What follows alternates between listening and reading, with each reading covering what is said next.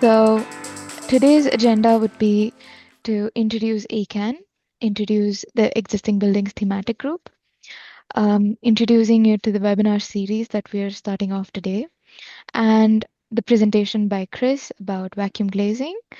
And then there will be a Q&A session with all of the participants. So why we began ACAN was to understand that there is a climate emergency and we cannot be passive about it and we need to take action.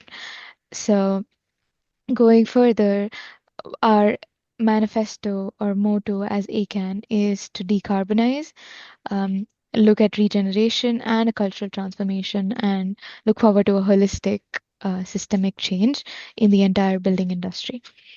And as ACAN, we're individuals who are committed towards going forward in this direction, and we conduct a lot of events in person and online to progress towards this. So we do have 9 thematic groups, and all of which have different events going on and campaigns which are progressing towards reversing climate emergency. And we in the existing building group also have many campaigns ongoing.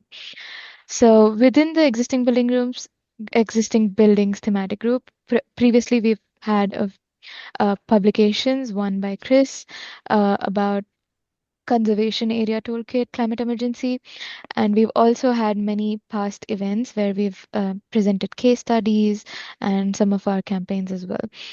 Our current campaigns are one of which is the community retrofit map, where we're trying to engage communities and experts together to come together and collaborate, which will be launched by hopefully the beginning of next year. And we recently launched an anti-demolition map, which shows buildings that are under threatened for demolition, which have been demolished or have been saved from demolition, and is publicly available.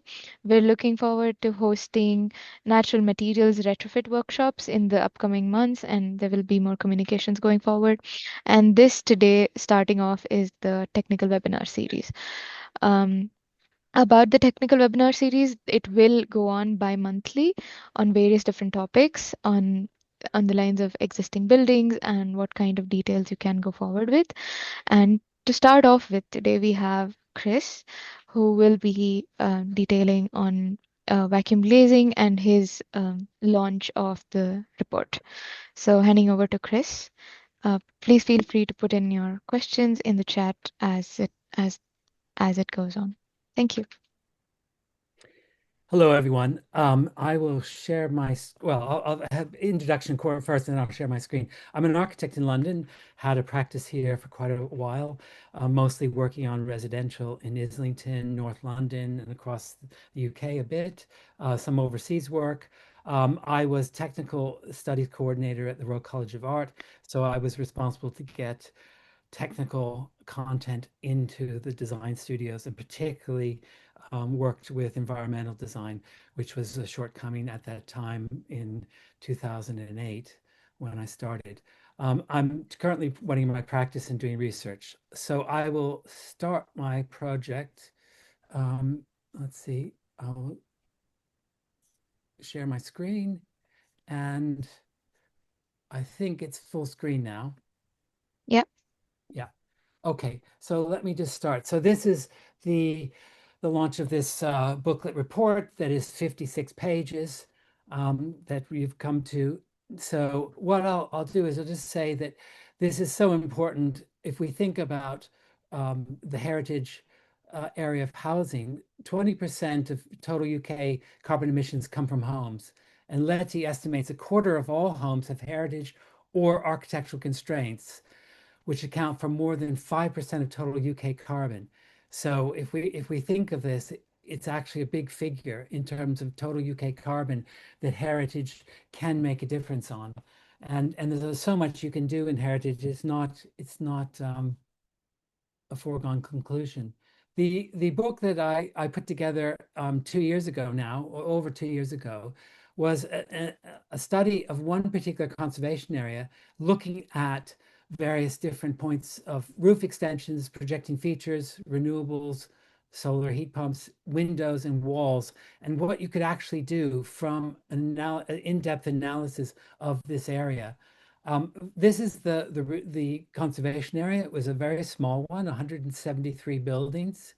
So it had a range of listed buildings. The blue are listed, a lot of Georgian houses, two Georgian terraces, and a mix of things. You can see listed positive, neutral, and negative buildings, a range of different buildings.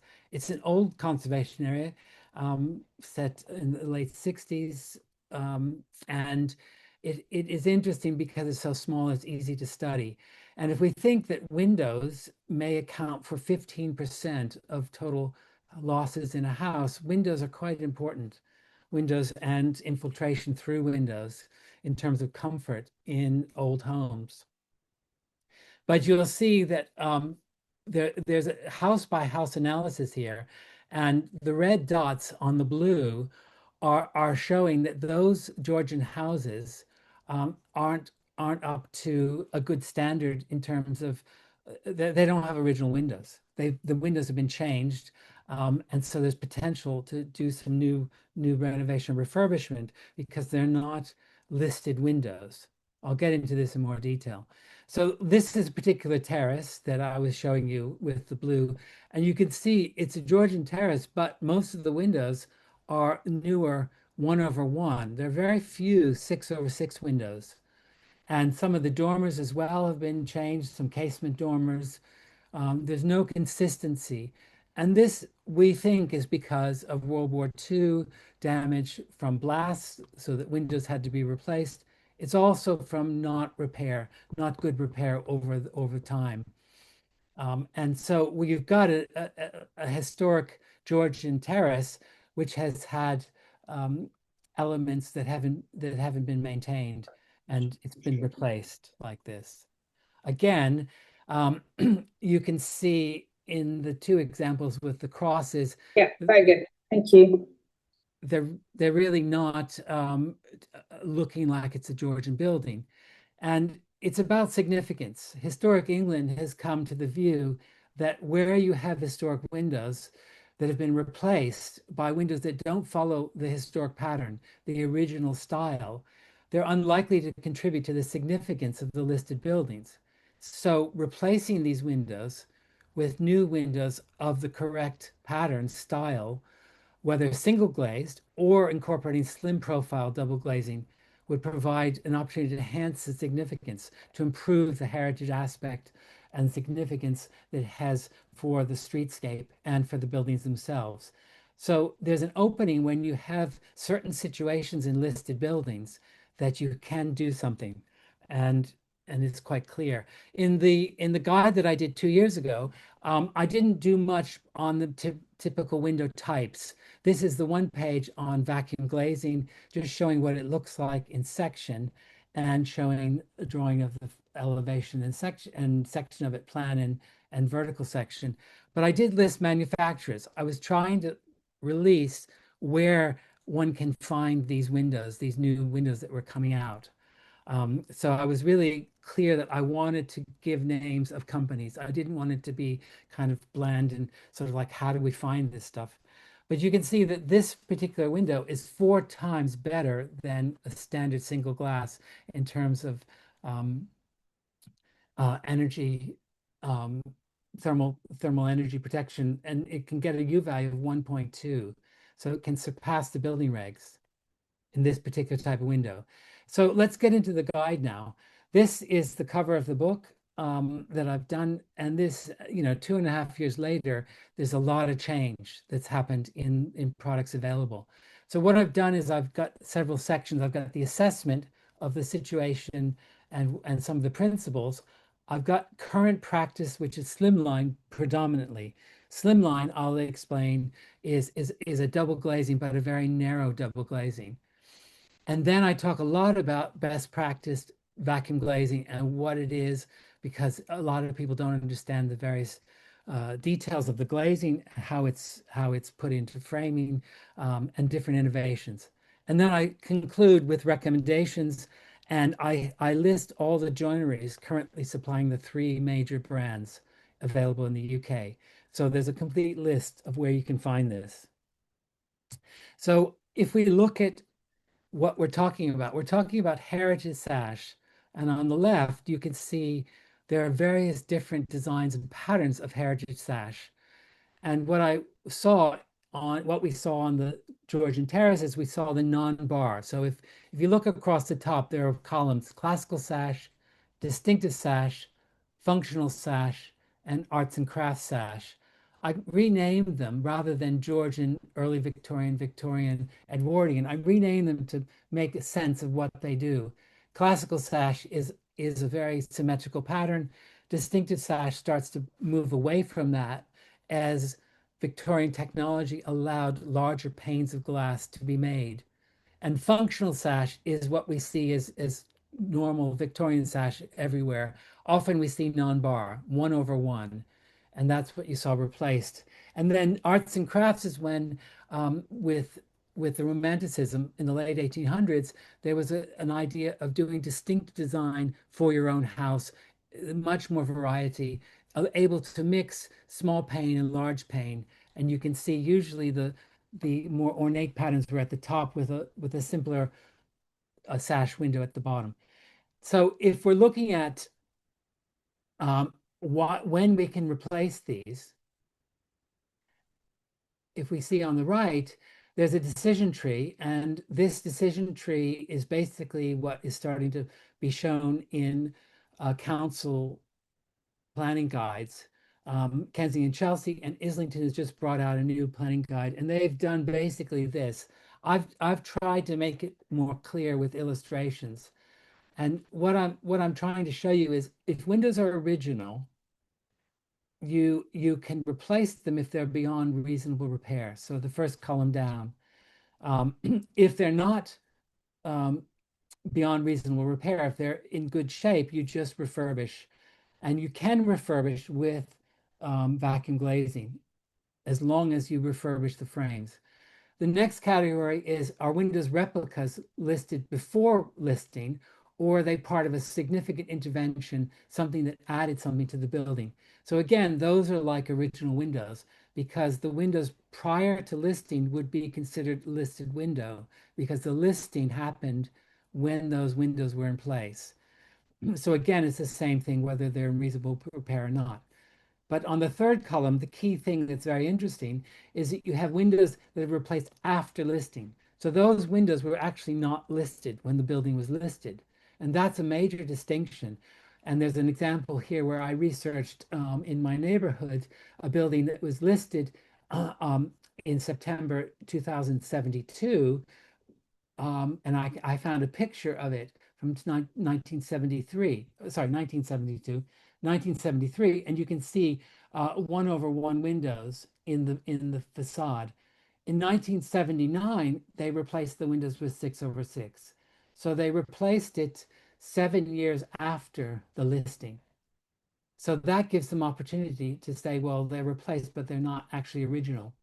And then also, are they incorrect style? We saw a lot of this in number 5, where you have 1/1, where they should be 6/6, or they're highly damaged PVC or otherwise. So they have some chance to replace. Well, right. The other thing that's quite interesting is that there have been some studies by a manufacturer who makes vacuum glazing, and he did this company did an exhaustive study of various types of windows. And what historic England and a lot of heritage professionals have been saying has been that actually refurbished single glazed original windows with secondary glazing can reduce your carbon dramatically. And we see on the bottom right that it's 3,887 kilograms of carbon over a 50-year period. So it's actually better than replacing it with a slimline glazing, the third column, 10,000 some kilograms over 50 years. But what's very interesting is that replacing with a vacuum glazing reduced the carbon over 50 years of 1,746 and with low costs. And the reason for this is that these windows are so efficient. The costs are less because there's less um, ongoing costs to heat the building. So that has less carbon part of the calculation. And that adds up over time. So even though it is an investment to replace the windows, they're so efficient, much more efficient than refurbished slimline double, that they can outrun that, and they can outrun secondary glazing. And this is a new thing. This is quite key here because there's always been a debate between number 2 and number 1, number 3, and number 4 in the column is quite interesting and telling. So what I've done in the report, I'm showing some pages of the report to give you a sense of it. This is a review of all the different possibilities, or most of the possibilities you can do to upgrade Windows, and what are the various specifications. Vacuum glazing now has a very long warranty. There are a lot of things that you need to sort of look at here in terms of the thickness of the vacuum glazing, no visible space. So, and from my view, looking at all of the specifications, vacuum glazing is now best for heritage, better than all of these other types. And you can see at the bottom left, the Landvac vacuum, it's very slim glazing, approaching what a single glass might be, rather than these double and expanded glazing. And then also at the top right is a refurbished window with affinio glass. And again, that fits into the existing sash quite well compared to these others. Right, so if we go into the two main types that I've dealt with in the report, we've got the slimline double glazing.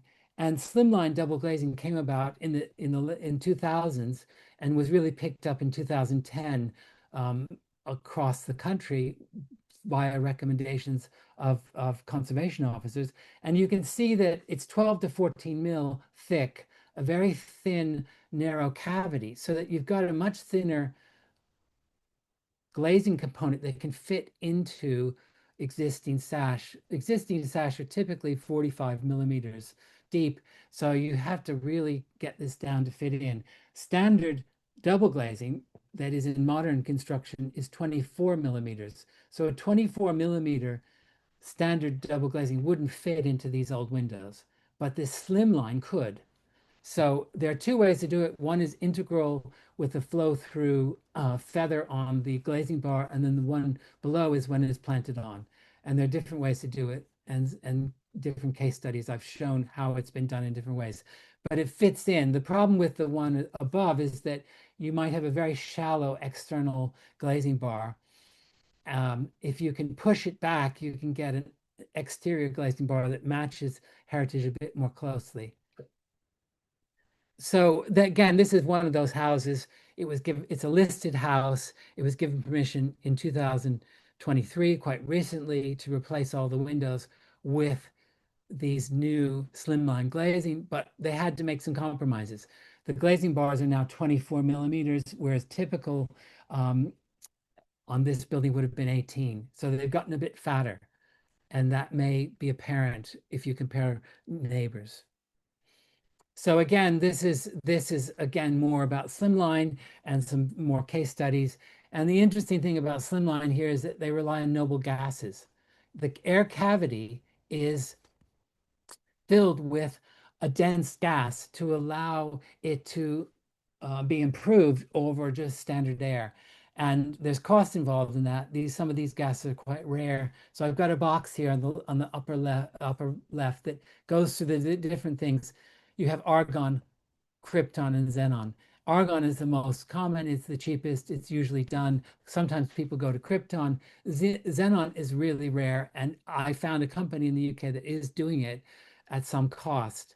So that will be able to get this window with the xenon probably to building regs standard, whereas the others can't get it down to building reg standard. Whereas standard double glazing can reach building reg standard, and so can vacuum glazing quite easily. So the xenon might be a high cost fix to try to push this to its limits. The problem with these windows is the seals aren't very deep. There is leakage over time, and they're really better alternatives now. So if we look at what is available and what the glazing is for vacuum glazing, the three main companies are Finio, Passive Glass, and Landvac.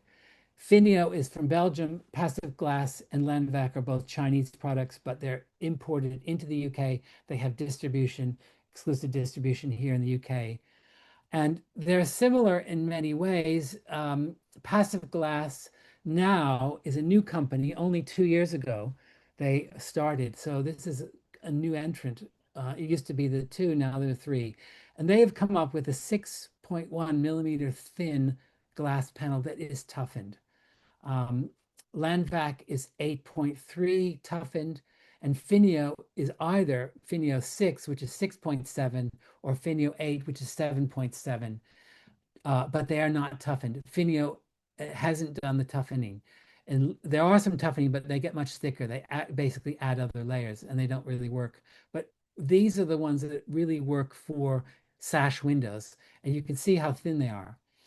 Now, the image on the left is a Finio, and it has a glass a weld seal. And you can see because the glass seal is a little bit melted, it isn't a straight line. It weaves in and out, but it's between 4 and 5 millimeters. So it's very thin, and it's the one that is better for refurbishing original windows. They have dots that are the micropillars that keep the vacuum keep the panes from not imploding in the vacuum. And on Finio, they are 20 mil. Passive Glass has done them 25 mil. Landvac has been able to increase the spacing to 70 mil so that there's less dots, and that means better energy efficiency, less thermal bridging, because the dots are a connection through from the inner to the outer glass. They're metal or ceramic material that are in place to keep the vacuum from not imploding the two glass, keep them separated. You can see the three different ones that have different edge strips. So Passive Glass and Landvac have a metal weld that is infused into the glass. So all of these products are sealed with one seal that is basically either a glass weld or a metal weld.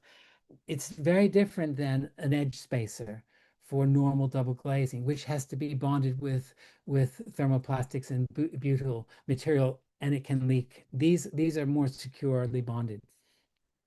So if we look at what it looks like in a vacuum glazing in a sash, we've got a few examples on the right. Georgian, where you have very narrow sashes, where very narrow glazing bars, 13 mil they can get. It's very hard to put the panels into the sash itself because the edge bar cannot be covered. The edge bar can be covered with Finio on Victorian 18, 19 mil wide ones, but for small ones, it's much better to do Planton. And the debate now is moving to what you can do in versus Planton.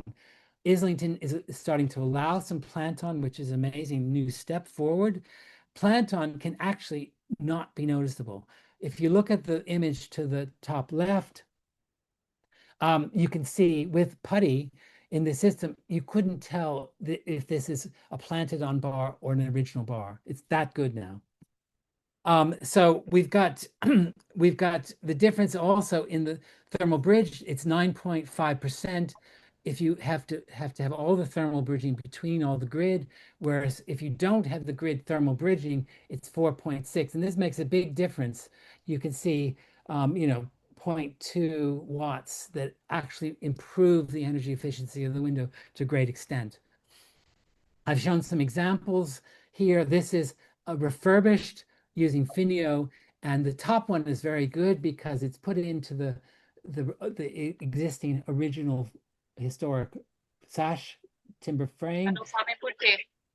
And and it's got a putty, and whereas the other one at the bottom is a very odd glazing bar. So there's not much room to put the putty. So the putty is a bit forced, and a very shallow putty is not the best way. It really should have been cut back to push the glazing back deeper into the glazing bar. These are ones where you've got plant on, and you cannot tell from visibly viewing that you can't see any gap, and it's because there's no spacer bar. There's no floating gap between the panes. It's as if it's one just slightly thicker single piece of glass. This is a new thing where we've got hybrid, which has just come out recently, where we use vacuum glazing with a double glazing element. And what they're doing with these is they're trying to make them replace triple glazing.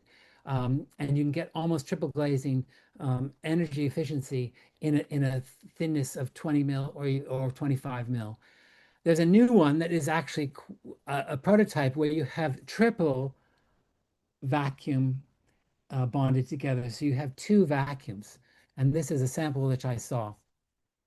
This is it again, and you can actually see in this close-up photograph the double pillars visible. So you have the two pillars, one above each other, these little balls that are holding each vacuum apart, and then there's a shadow cast on the table below when I was photographing this. This can take heritage glazing bars because, again, it is one piece of glass apparent, and you can put the bars on and not notice. I'll try to get to the end. There's some conclusions here now. So for refurbishment, when you have an original listed frame, a timber sash, it is best to use a Finio product, which has a very narrow edge which can fit into the existing glazing bar. For replacement, when you're allowed to replace a window, if it's very far damaged or otherwise the conditions I mentioned earlier, it's better to do plant-on because you have much better energy savings. You have a better look. You can match any glazing bar, any thickness. You can go down to 13 or small glazing bars, which you couldn't do otherwise with a refurbishment. The final conclusions of this report, and there's much more detail in the report. This is an overview. Slimline double glazing should no longer be the preferred choice for heritage. Vacuum glazing should be now the preferred choice, and it's because vacuum glazing can meet building regs, slimline cannot, and there are so many other visual advantages. Vacuum glazing is now a developed product. It's on its third generation, developed over the last 28 years since it was launched in 1997. 3 major brands are currently available in the UK with a range of products. Clear planning policy, promotion, and increased take-up can drive down the costs. Manufacturing currently is located in China, Belgium, Japan, and the US.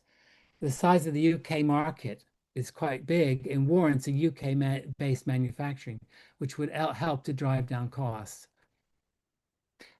Plant-on versus integral bars. This is a key point that I'm trying to make with this, is that plant-on bars can actually match designs and is suitable for the vast majority of constrained buildings, compromising non-listed buildings and listed buildings with damage or inappropriate styles. Whereas integral through glazing bars would be used where the original sash must be retained. Double and triple glaze and hybrid are all appropriate in some cases, suitable for large Victorian 1/1 sash windows or at the rear of buildings. And this is a case-by-case basis. Frame innovations, which I've talked about and not shown here, mock sash or fixed top sash, where only the bottom sash moves up and the top sash is fixed. These can give significant U value gains because you're reducing thermal bridging, you're reducing infiltration in these systems where you have less of the window able to open. And this can work if you have enough ventilation, cross ventilation through the building, let's say. So this is an overview. And yeah, this is now the book on the right. The book I did before, you can see Climate Emergency Conservation Area Toolkit. I'm going to put this into print, and so this book, the Heritage Sash Window Best Practice Vacuum Glazing, will be available to order from my website for £10. It's available as a PDF download right now at $2.99, and you can find it at the bottom here. That's all for me. I'm trying to unmute myself. Hi, I'm good. Thanks very much, Chris. That was really comprehensive. I'm managing the questions. I'm Susie Nelson. I'm involved in the existing buildings group in ACAN, and I'm on the ACAN steering group. Chris, there aren't very many questions because you've been so comprehensive, but the first one is the only question that's in the chat at the moment. So if people have other questions, please add them to the chat. There's one from Danny Lee, which is any work done on full environmental product declarations for the different products.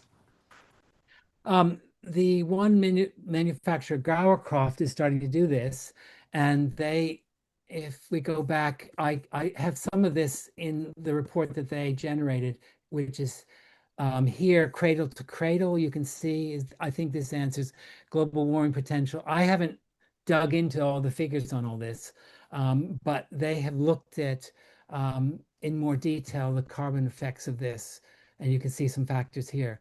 That's the one that I know about. It's all of this is quite new, so I imagine some of this is coming. We're getting some more questions now in the chat. From Emma Woodland, are the samples you give hung on weights and cords or strings? Yes, I'm primarily focusing on heritage buildings where you keep the weights.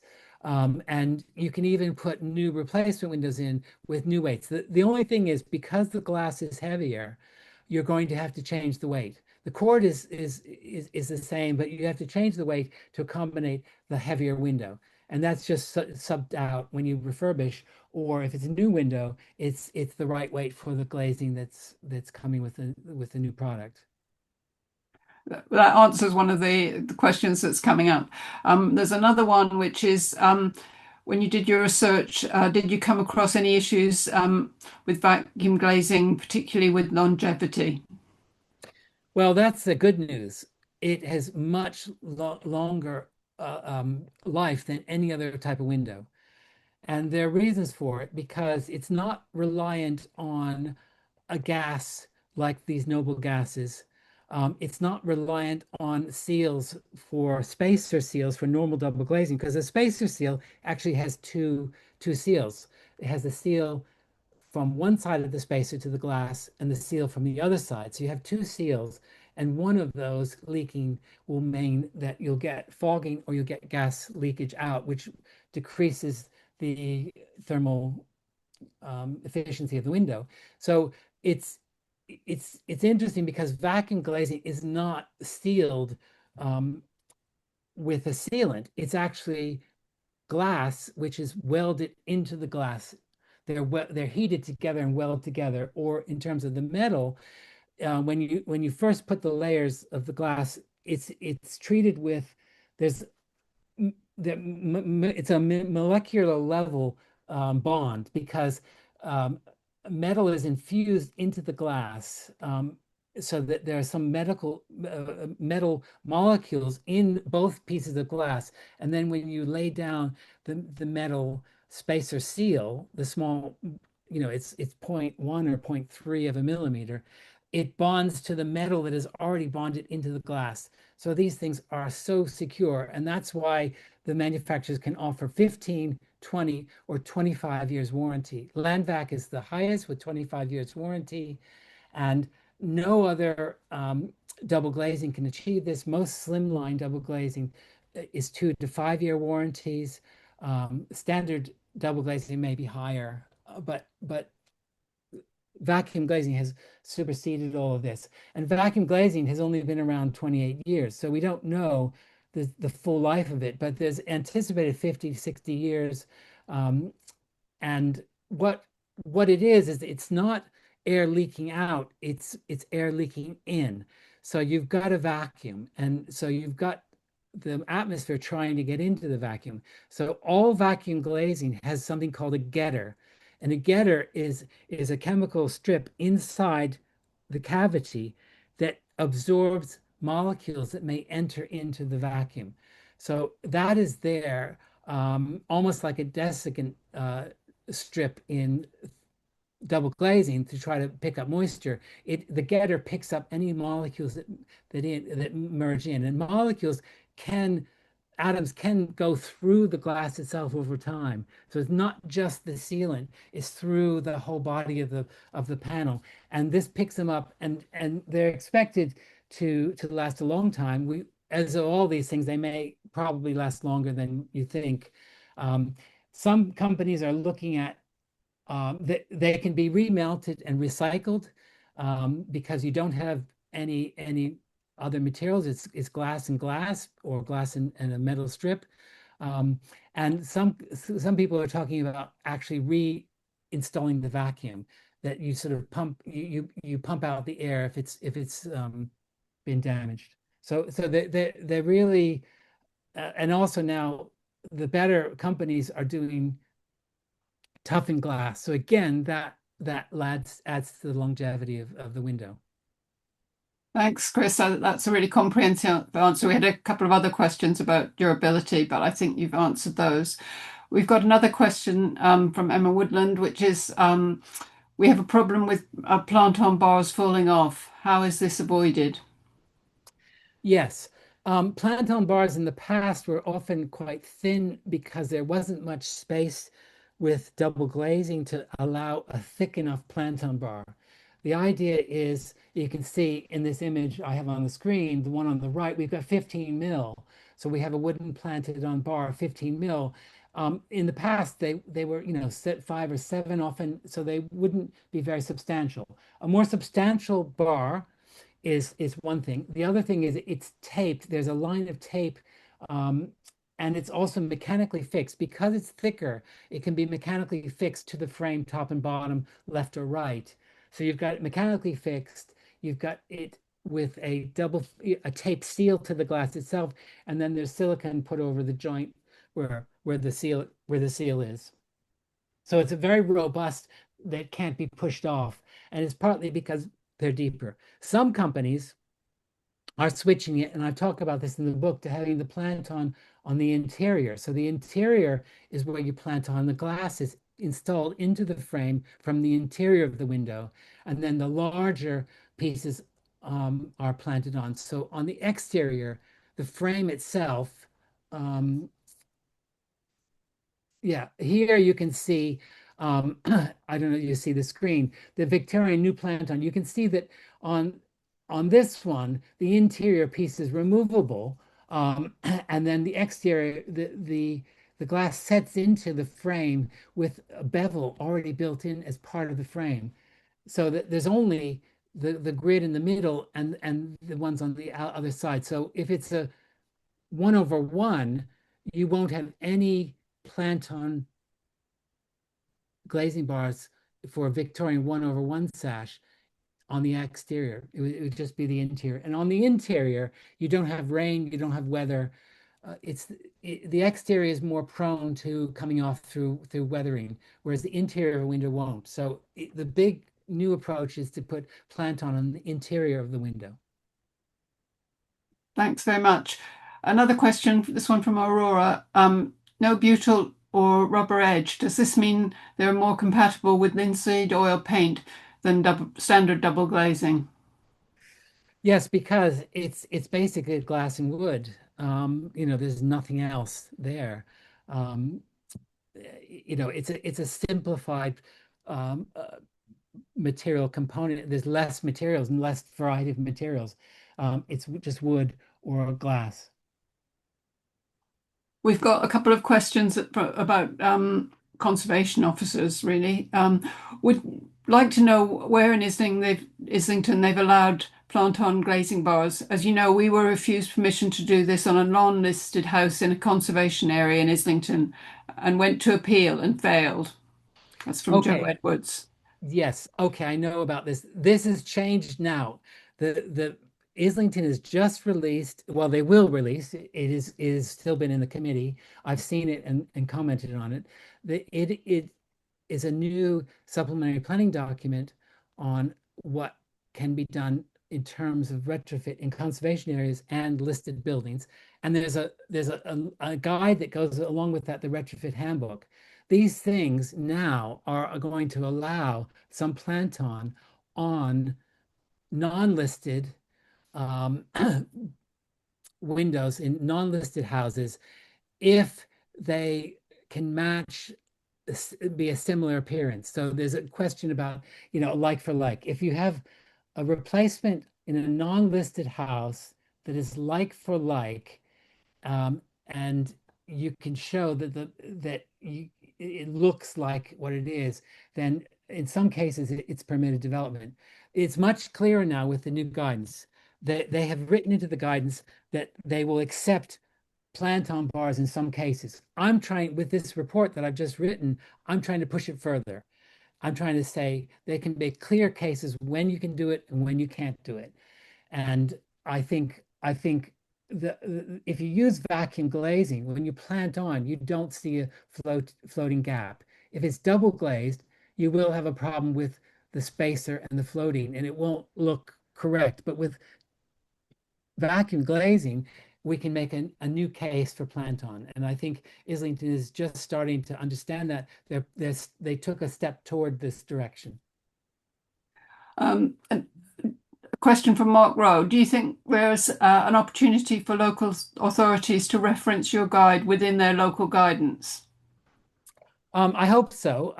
I think that it will be referenced with some of the London Council Guide on Retrofit is coming out soon, and they want to reference it. I know it's just been done, so hopefully we'll see how it takes. I think a lot of what I'm talking about has never been talked about before. One of these companies that's supplying this glass only launched, less than 2 years ago, and Landvac just launched a new product this year, 2025. So these things, this second and third generation, from 2016 is where all the change has been happening. So there is some time lag for councils to catch up on this. I want to get this out there and hope that then it can start the debate about what you can do more clearly and that how good vacuum glazing can be. The only drawback to vacuum glazing is its cost at the moment. And each of the companies has different cost structures. The three of them, there's a cheap, medium, and more expensive costing. But as this take up happens more, the cost should come down. With any new technology, it's always more expensive in the beginning. And certainly that's what I've seen. And also there's a lot of uncertainty, and that adds to costs. There's a lot of wasted time and uncertainty with whether you can do this or not. Once this becomes more acceptable, it means again the cost of the designer is going to come down. Well, the next question is appropriately on cost. It's from Joe Edwards again. I would love to specify this type of glazing for our clients and wonder if you have price comparisons for replacement windows when compared with slimline double glazing. There's been a rule of thumb that this is all subject to change. I mean, costing is fluctuating in terms of the market, but it has been that Finio was £300 per square meter. Landvac was £250 per square meter, and Passive Glass, I think, is trying to come in at £200 a square meter. That's a panel of the glass. So if you have a 1/1 Victorian, so you may have a meter square, or you might have less than a meter square. So you can add the glass component into the cost of the frame. The problem becomes when you have to divide into 6 small lights, 6 panes, because you don't get a true cost because there's an increase in costs.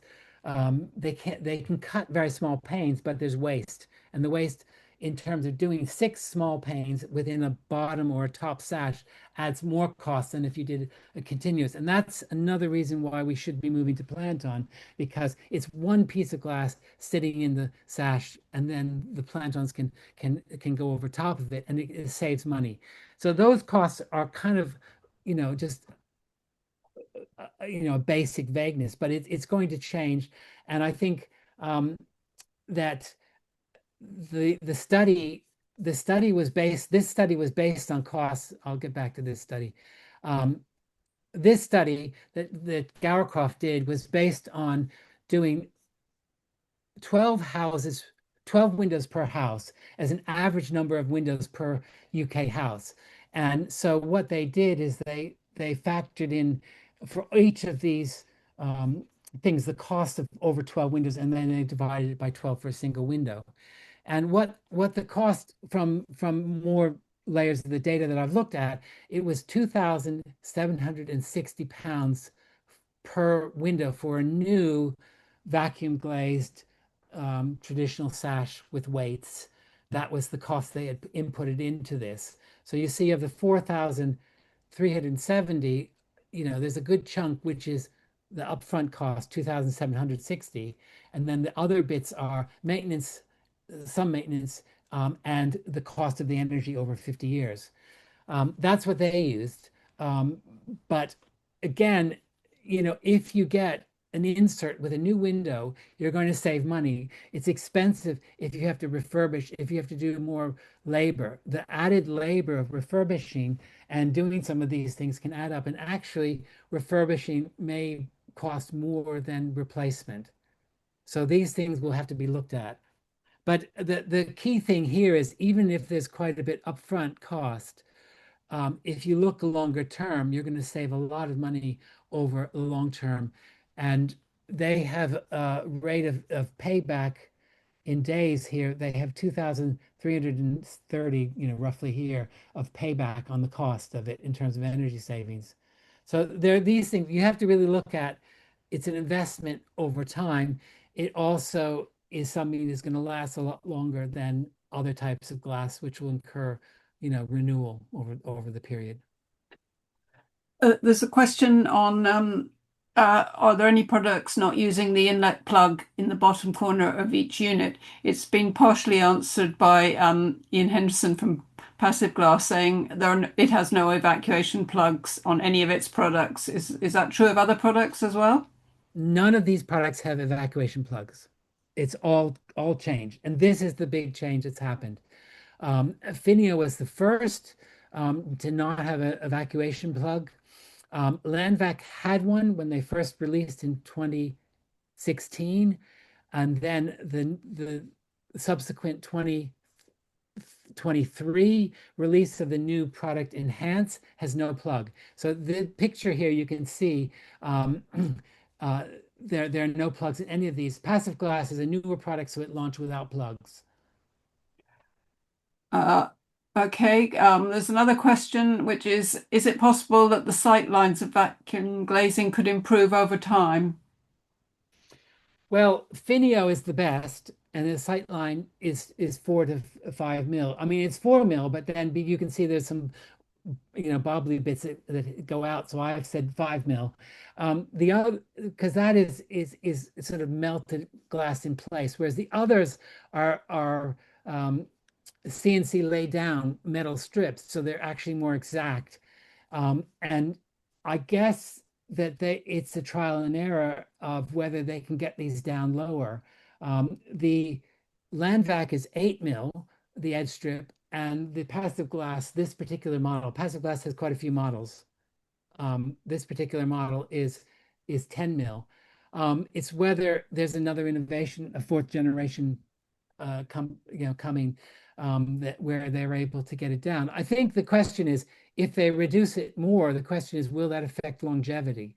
Because it's about having it so that no molecules can go through the layer of this to get inside. And it's a question of balanced longevity versus a sight line. And that's been the problem with slimline glazing. Double glazing is 8 to 10 edge spacer.